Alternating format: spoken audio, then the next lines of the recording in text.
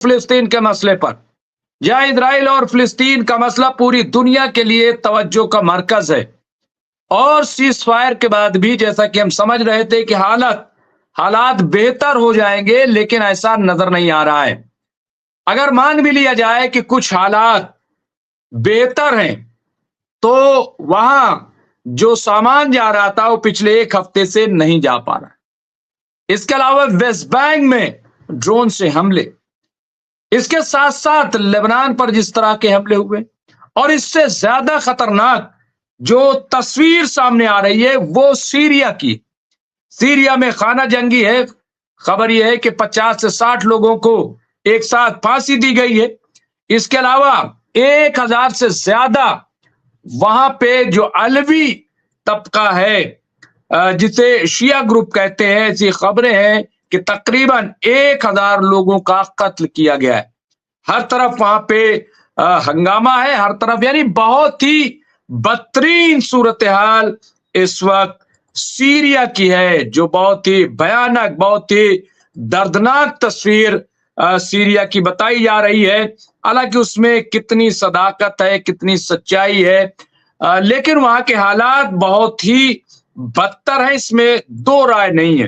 क्योंकि press media जो Iran का है वो भी इस बात का इतराफ कर रहा है। इसके साथ साथ ओआईसी का इजलास इख्तिताम पजीर हुआ है और ओआईसी ने इस बात की शदीद मुखालफत की है, तरदीद की है, कंडम किया है कि फिलिस्तीनियों को गाजा से निकाला जाए, कहीं दूसरी जगह बसाया जाए। ये नामुमकिन है। ओआईसी में फैसला हुआ। और इसके साथ साथ एक बड़ी जो सुर्खी चलाई जा रही है सहर टीवी पर, वो ये जो ईरान की एजेंसी है कि इजराइल ने हमास के सामने घुटने टेक दिए, ये खबर। और यहां पे गदा जंगबंदी मुज़ाकरात के लिए इजराइल का वफ्द दोहा जाएगा, जहां जंगबंदी मुज़ाकरात का अमल पीर से शुरू होने वाला है। इजरायली वजीर आजम नेतन्याहू ने कहा है कि इजराइल का वफ्द हमास की जानिब से मुज़ाकरात यानी बातचीत की हामी भरने के बाद भेजा जा रहा है। वफ्द में कैदियों और लापता अफराद के उमूर के कोऑर्डिनेटर ब्रिगेडियर जनरल, यहां पे रिटायर्ड गौल हर्ष, और internal security service Shin Bet के साबिक नायब सरबराह शामिल होंगे। तो ये खबर है मीडिया रिपोर्ट्स के मुताबिक। हमास का वफ्द जंगबंदी के दूसरे मरहले के लिए मिस्र में पहले से मौजूद है। वफ्द ने काहिरा में मिस्री खुफिया एजेंसी के सरबराह से भी मुलाकात की है। और इसमें खास बात जो हमने पहले बताई थी वो ये कि अमेरिका भी बराह रास्त हमास से राब्ते में है, ऐसी खबर है। गजा में जंगबंदी के मुआहदे पर यह 19 जनवरी से अमल दरामद शुरू हुआ है। ये मुआहदा 3 मरहलों पर मुश्तमिल है और हर मरहला 42 दिनों तक जारी रहेगा, जिसके दौरान दूसरे और तीसरे मरहले की जंगबंदी के लिए मुज़ाकरात जारी रखना तय पाया है।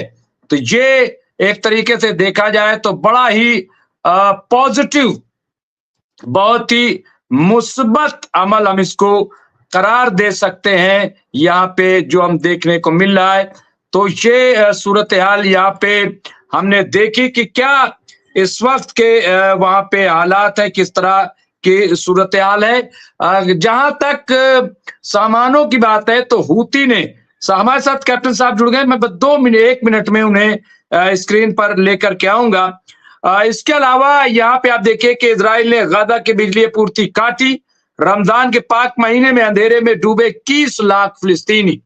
अब ये भी हरकत सामने आ रही है, यानी हर पल कहीं ना कहीं उलट फेर हो रहा है, कुछ ना कुछ गड़बड़ हो रही है। इसके अलावा डोनाल्ड ट्रंप के वार पर ईरानी सुप्रीम लीडर का पलटवार, धमकी पर दिया करारा जवाब। खामनाई ने अमेरिका को कहा बदमाश। मैं इस पे और आगे भी जाऊंगा। तो इस तरह की कई अपडेट्स जो मैं आपकी खिदमत में पेश करूंगा और बात करूंगा कि आखिर कैसे ट्रंप के गादा प्लान के खिलाफ अरब देश बताया मानवता के खिलाफ अपराध, जैसा कि अभी हमने कहा है। तो अरब में मंडरा रहा एटमी विनाश का खतरा, ट्रंप के टारगेट पर ईरान। इस तरह की अलग-अलग खबरें हैं। तो हमारे साथ कैप्टन साहब जुड़ गए हैं। मैं उन्हें जल्दी स्क्रीन पर ये लेकर के आ गया। और जब कैप्टन साहब रहते हैं तो अच्छा नहीं लगता है, लेकिन फिर भी जो हमारा अपना थोड़ा-सा है कि एक अपने लोगों को बता दें कि क्या है। कैप्टन साहब का बहुत-बहुत इस्तकबाल है, खैर मकदम है। और कैप्टन साहब आज बहुत मूड में नज़र आ रहे हैं, सूटेड बूटेड जिसको कहते हैं। लेकिन कैप्टन साहब बहरहाल रहते ही ऐसे हैं। और मैंने तमाम जो जानने वाले हमारे हैं, जिनका ताल्लुक मिलिट्री से, फोर्स में, वो उनसे सीखना चाहिए। वो हमेशा इसी अंदाज में रहते हैं और ये बड़ा अच्छा भी लगता है। हमारे उस्ताद प्रोफेसर अली अहमद फातमी साहब ने मुझे ताकीद की थी, हिदायत की थी कि जब भी घर से निकलो या कहीं, तो इस तरह से रहो कि कहीं भी जा सको, किसी से बात कर सको, किसी से मिल सको, इस अंदाज से निकलो। ये ना हो कि किसी से कोई कह दे मिलना है तो कहना रुक जाइए, अच्छा फिर हम चेंज करके आते हैं। मतलब ये पोजीशन नहीं रहनी चाहिए, ये हमने सबक सीखा और इसको हमने गांठ बांध लिया। और कोशिश मेरी यही रहती है कि मैं कहीं भी रहूं, कैसी भी रहूं, तो इस लिबास में रहूं कि कम से कम अगर कोई दो लोग मिल जाए तो शर्मिंदगी ना हो। तो लेकिन आप लोगों से भी हमने बहुत सीखा है, बड़ा साथ रहा। मीडिया वालों का तो सभी से साथ होता है, आपको पता है। तो बहुत-बहुत इस्तकबाल है। कैप्टन साहब हमारे ग्रुप कैप्टन उत्तम कुमार देवनाथ जी हमारे मिलिट्री एक्सपर्ट है, वॉर एक्सपर्ट है और जियोपॉलिटिक्स के मास्टर।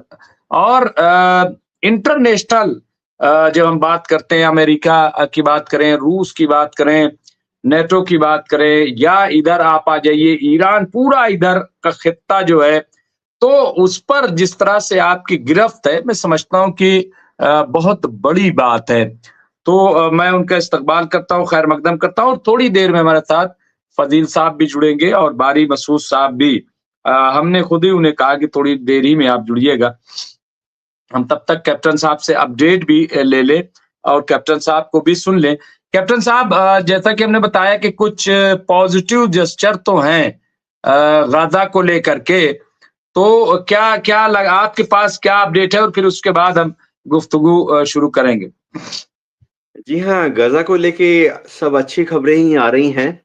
हाँ, ठीक है, इज़राइल ने बिजली बंद कर दी है रमज़ान के पाक महीने में, बहुत ही दुःख की बात है। लेकिन अच्छी खबरें ये आ रही हैं कि अरब लीग ने अब तय कर लिया है कि यूरोपियन यूनियन के मदद से वो गाज़ा का अपना खुद का एक रीडेवलपमेंट प्लान बनाएँगे। तो अगर यूरोपियन यूनियन और अरब लीग के देश पहल करें, तो फिर डोनाल्ड ट्रंप को गाज़ा में टांग अड़ाने का मौका नहीं मिलेगा। दूसरी बात ये है कि ये भी खुशी की बात है कि अ, जो बातचीत बातचीत अब तक काहिरा में हुई मिस्र में वो सही रास्ते पर चली और अब इज़राइल का जो डेलीगेशन है कतार में नेक्स्ट राउंड की बात के लिए जा रहा है। तो हम सब 2 मार्च से साँस रोक कर इंतज़ार कर रहे हैं कि अगले दौर की जो सीज़फायर की जो बातें हैं फाइनली सब एग्रीमेंट हो जाएगा और फेज़ 2 चालू हो जाएगा। तो उम्मीद करते हैं कि कतार में जल्दी से कोई अच्छी खबर आएगी। हाँ, एक साइड शो सीरिया में भी चल रहा है, जहाँ पे कि बशर अल-असाद साहब के जाने के बाद से जो एसटीएस के लड़ाके हैं, वो ज़ाहिर बात है बशर साहब के जितने सपोर्टर्स थे, उनको घेर-घेर कर उनको परेशान कर रहे हैं। वो अलावाइट कम्युनिटी से थे। तो जो जैसे पश्चिम वेस्टर्न सीरिया में जो इलाका समुद्र के पास है, लताकिया का इलाका, वहाँ पे अलावाइट कम्युनिटी बहुत बड़ी तादाद में है। तो एसटीएस जो है अब वेस्टर्न सीरिया को अपने कंट्रोल में लाने की कोशिश कर रही है और क्योंकि अलावाइट्स ने हमेशा बशर अल-असाद का उनके पिताजी का भी साथ दिया था, वो उसी कम्युनिटी से आते हैं, तो अब अलावाइट्स को भी परेशान किया जा रहा है। बड़ी तादाद में उनको मारा जा रहा है। कुछ लोगों को गोली से मारा जा रहा है, कुछ लोगों को फांसी की सज़ा दी जा रही है। फांसी क्या बस लटका रहे हैं पकड़-पकड़ कर। लेकिन ओवरऑल जो सिचुएशन है गाज़ा में ऐसे अच्छी तरह से सही दिशा में जा रही है। कम से कम बमबारी कम हुई है। कम लोग घायल हो रहे हैं, कम लोग मारे जा रहे हैं गजा में। जी डॉक्टर रिजवी। नहीं, बिल्कुल ये आप सही कह रहे हैं कम लेकिन अभी तक 1 हफ्ते हो गए हैं, खाना-पानी वहाँ पे नहीं पहुँचा जो दवाएँ हैं और यही वजह है कि अंसारुल्लाह लाहौती ने ये खबरदार किया है, चेतावनी दी है अगर कह लें इज़राइल को और 4 दिन का टाइम दिया है कि अगर नहीं किया तो फिर हम हमले शुरू कर देंगे। ये हूती ने ये बात कही है, तो मुझे लग रहा है कि इस पे ज़रूर और लाइट का काट देना। ये तमाम चीज़ें जो है बड़ी अजीब-ओ-गरीब है, ये प्रेशर बनाना है, ये शायद इसलिए किया जा रहा होगा कि चूँकि बातचीत अब शुरू होनी है मंडे से, तो एक प्रेशर कैप्टन साहब मैं जहाँ तक समझ पा रहा हूँ कि एक हमास पे प्रेशर लेकिन जिस तरह से हम देख रहे हैं कि प्रोटेस्ट इज़राइल में हो रहा है, अपने कैप्टिव्स को लेकर के, अपने लोगों को लेकर के, वो गाज़ा में नज़र नहीं आ रहा है। इज़राइल हालाँकि चाहता है कि जब हम बिजली काटेंगे, जब हम परेशान करेंगे, खाना रोक देंगे, तो हमास पे दबाव होगा कि तुम लड़ाई बंद करो, तुम मान लो उनकी बातें, लेकिन मुझे ऐसा लग नहीं रहा। क्या डिफ़रेंस क्या है? मैं थोड़ा-से अगर इसको समझने की कोशिश करूँ, फिर मैं सीरिया पे ज़रूर कैप्टन साहब बात करूँगा क्योंकि वहाँ पे अभी एक साहब ने दिया है, हालाँकि कोई अभी ऑफिशियल उस तरीके की बात नहीं आई है। यूनुस चौवारा साहब ने कहा है कि 5,000 वहाँ पे जुलानी ने लोगों को मारा है, 5,000 लोगों को अब तक उन लोगों का कत्ल किया है। हम उस पे बाद में बात करेंगे लेकिन क्या इज़राइल अगर इस वजह से कर रहा है कि प्रेशर बनाया जाए और वहाँ के लोग उठ खड़े हों हमास के खिलाफ, क्या क्या ये उनको लगता है कि ऐसा मुमकिन है कम से कम गाज़ा में, गाज़ा के लोगों के लिए? इज़राइल के अंदर फिर से कल से खूब जोर-शोर से प्रदर्शन हो रहे हैं, जहाँ पे कि नेतन्याहू के ऊपर दबाव डाला जा रहा है, रूलिंग पार्टी के ऊपर दबाव डाला जा रहा है और अब लिकुद पार्टी के जो सपोर्टर्स हैं, वो भी इन प्रोटेस्ट को जॉइन कर रहे हैं। बंधकों के परिवार तो जॉइन कर रही हैं, जो प्रिज़नर्स हैं हमास के पास इज़राइली प्रिज़नर्स, उनके जो दोस्त हैं, गाँव वाले, कुनबे वाले, वो तो पहले थे। इस बार लिकुद पार्टी के भी कुछ मेंबरान जो हैं, वो प्रोटेस्ट जॉइन कर रहे हैं और दबाव डाल रहे हैं कि जल्दी से जल्दी जो बाकी बचे हुए बंधक हैं, उनको घर में लाया जाए। सबसे बड़ी दिक्कत ये आ रही है कि नेतन्याहू अभी तक थोड़ा जो उनका पहले का ही अड़ियल रवैया था, उसी को फ़ॉलो कर रहे हैं। डोनाल्ड ट्रम्प जो हैं, वो भी नेतन्याहू के ऊपर दबाव तो डाल रहे हैं कि सीज़फायर के लिए बात करें, लेकिन जिस तरह का दबाव उन्होंने यूक्रेन में ज़ेलेंस्की के ऊपर डाला, कि ज़ेलेंस्की तक उन्होंने पैर के नीचे से दरी खींच ली। उस तरह का दबाव डोनाल्ड ट्रम्प नेतन्याहू के ऊपर बातचीत करने के लिए नहीं डाले हैं अभी तक। लेकिन बहरहाल इज़राइल का डेलीगेशन कतार में गया है। गज़ा के अंदर जब से बिजली गई हुई देखिए गज़ा में एक चीज़ तो है कि गज़ा के लोग पिछले 17 महीने से लड़ाई लड़ रहे हैं और वो अब आदी हो गए हैं। गज़ा में ऐसे भी पहले बिजली जो है वो कभी आती थी, कभी जाती थी क्योंकि बमबारी की वजह से सारे जो इज़राइल से जो मेन लाइन जाते थे गज़ा की तरफ बिजली लेके वो हमेशा डैमेज्ड ही रहते थे। और कभी दूसरी बात ट्रांसफार्मर खराब हो गया। दूसरी बात कैप्टन साहब, दूसरी बात हम ये भी देखें ना कि वहाँ घर ही नहीं बचे।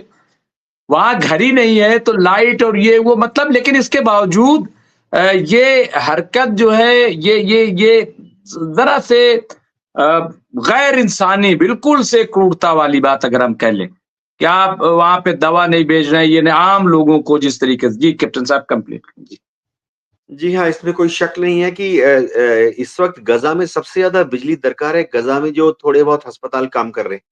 गज़ा के जितने बड़े-बड़े 10 या 11 अस्पताल थे, उनको तो इज़राइल ने बमबारी करके उड़ा दिया।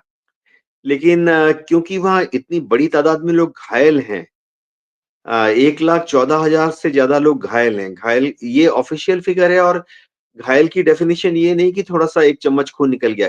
ये ऐसे लोग हैं जिनके हाथ-पाँव उड़ गए हैं।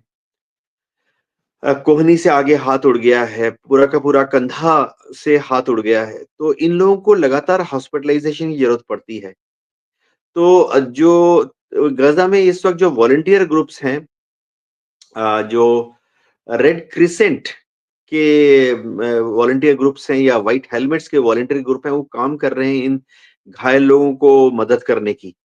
तो वहाँ अभी छोटे-छोटे करीबन अस्पताल तो नहीं, हम कह सकते हैं डिस्पेंसरी टाइप चल रहे हैं 30-40 जगह पर। इन लोगों को बिजली की ज़रूरत थी। तो रमज़ान का महीना है, एक खुशियाँ मनाने का महीना है, उसके लिए तो बिजली की दरकार है, लेकिन ये जो 30-40 छोटे-छोटे डिस्पेंसरी चल रहे थे, जहाँ पे कि घायल लोगों का इलाज चल रहा है, इन लोगों को बिजली की दरकार थी। जहाँ तक सिनई में खड़े हुए 600 ट्रक्स का मामला है, वो अभी तक फँसा हुआ है। इज़राइल ने अभी तक उन ट्रकों को खुलेआम छूट नहीं दी है कि वो जा सकें। हम सिर्फ़ उम्मीद करते हैं कि जैसे-जैसे रमज़ान का महीना आगे बढ़ता है, ईद से पहले अंतर्राष्ट्रीय कम्युनिटी का दबाव आना चाहिए। ख़ासतौर से अरब मुल्कों का दबाव आना चाहिए इज़राइल के ऊपर कि ईद के पहले वो इन ट्रकों को अंदर जाने दें। क्योंकि ठीक है, इज़राइल कहता है कि वो इन ट्रकों को इंस्पेक्ट करेगा। ज़ाहिर बात है, ठीक है, इंस्पेक्ट कर ले। इज़राइल को ये डर है कि इन ट्रकों में ऐसा ना हो कि चलो हथियार तो नहीं है, लेकिन इज़राइल दावा करता है इन ट्रकों से बिजली का सामान अंदर जा रहा है, बिजली के तार अंदर जा रहे हैं। इन ट्रकों से डीज़ल जा रहा है, जो कि इज़राइल कह रहा है कि वो डीज़ल आम आवाम को गज़ा में नहीं पहुँच रहा है, लेकिन हमास के लड़ाकों को पहुँच रहा है। लेकिन ज़ाहिर बात है कि ये मदद जो है गज़ा में अंदर जानी चाहिए, क्योंकि वहाँ पर जो इंटरनेशनल रेड क्रॉस है और यूनरवा जो है, United nation refugees welfare association, उनका कहना है कि गजा में खाने-पीने की चीज़ों की बड़ी तंगी है, दवाइयों की कमी है, और सबसे बड़ी बात है कि गजा में अब जैसे-जैसे लोग वापस जा रहे हैं अपने घरों की तरफ, तो रहने के लिए जगह नहीं है। लाखों की तादाद में लोग अपने-अपने घरों की तरफ जा रहे हैं। उनके वहाँ रहने का कोई बंदोबस्त नहीं है। तो बात अब कतार पे अटकी हुई है। डोनाल्ड ट्रंप को कुछ खास करना पड़ेगा ताकि कतार में इस बार इज़राइल थोड़ा-सा नरम रुख अख्तियार करे और जो फेज़ 2 है सीज़ फायर का, उसके लिए राज़ी हो जाए। जी, डॉक्टर रिज़वी?